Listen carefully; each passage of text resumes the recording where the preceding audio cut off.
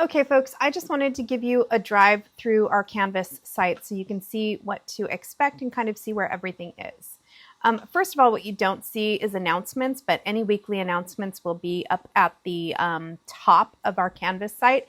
Announcements will also be emailed out to you, so if you see an announcement from me, you want to make sure that you read it ASAP. Starting with the course introduction module, this is where you can learn about me, where you're going to see this Canvas tour. The student orientation guide gives you, or the student orientation kind of gives you an introduction to Canvas and how to navigate. If this is your first time using Canvas, I highly recommend that, although it's pretty easy to figure out. Maybe I don't recommend it. You can learn more about classes and certificates and instructors.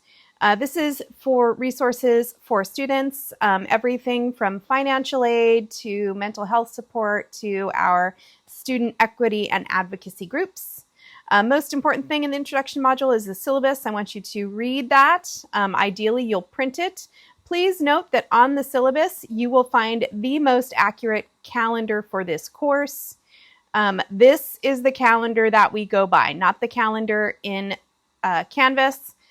This has all of the dates needed for the class and due dates. Put them into your phones now. I'm going to head back really quick. Okay, I do have a little syllabus and orientation quiz for you. I think I might actually take this out. If I do, you don't have to do it. If it's there, you must do it. But I'm going to ask you to post an introduction onto the discussion board where it is a hybrid class. We're not going to have a whole lot of time to learn about each other. I want to know who you are. I want you to know who I am. And so I think that's kind of an important way for us to get to know each other. It will be the only discussion board that you have to do in this hybrid course. Moving through just to show you what a work week looks like in Canvas. So for each week, I am going to give you slides in handout format. And what that means is, so you're going to have to turn in your notes, your learning notes. And one of the nice things that I do for you is I give you my slides in handout format so you can take notes directly on to the handout. You don't have to do it that way. If it's easier for you to do like a video synopsis, you can do that. Whatever works for you is fine, but just know that you're going to need to turn in learning notes prior to class each week. Also, prior to class, you're going to have to watch the lectures.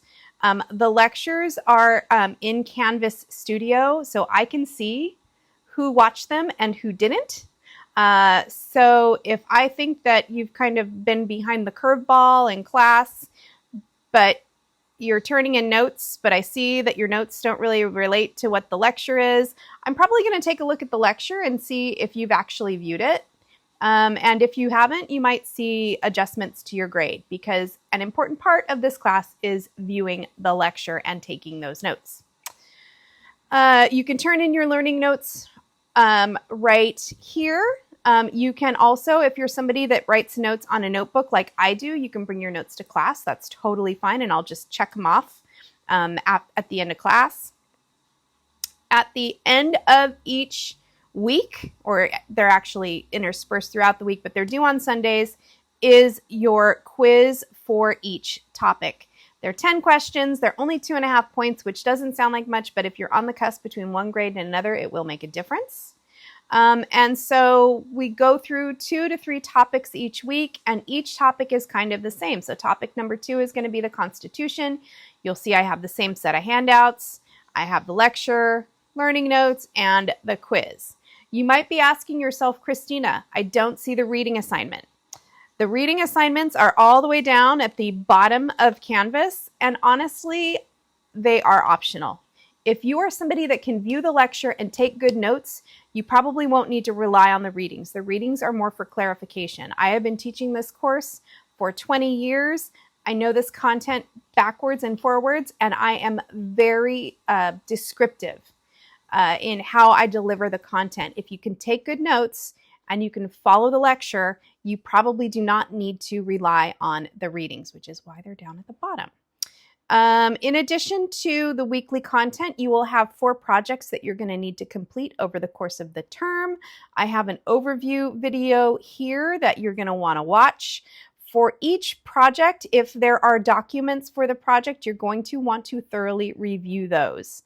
I get students all the time turning in stuff that doesn't align to what I am asking for in the assignment directions and instructions and the supporting documentation. And if you do that, I'm just going to give you 0 because I don't have time to grade something that you didn't take the time to take a look at how to do correctly the first time. So always view the instructions and you will do great on those assignments or those projects. We also have 3 exams interspersed through the course of the term, but then that's about it. Really important to watch the lecture and take those notes before coming to class. The class is discussion based. I need you to know what you're talking about and what I'm talking about when we're having jumping off points throughout the term. So, before coming to class on day 1, you are going to complete this introduction module, watch all of this stuff, and you're going to want to make sure that you complete and take notes for lecture number 1. Note that the learning notes for the Introduction to Law chapter are due Tuesday by 10 a.m. Our class starts at 10:30. They are due before class. You want to take a look at this Cornell Notes video. It's very, very brief.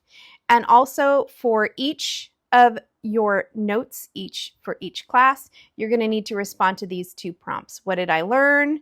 And what did I learn that I can apply to my life tomorrow? Ideally, for every lecture, there's something that you will have learned and something that you can apply. And that's it. This class is pretty straightforward. Canvas is pretty straightforward. You'll learn about me on the discussion board. You can see my office hours in that introduction module. And yeah, I look forward to getting to meet each one of you and seeing you in class.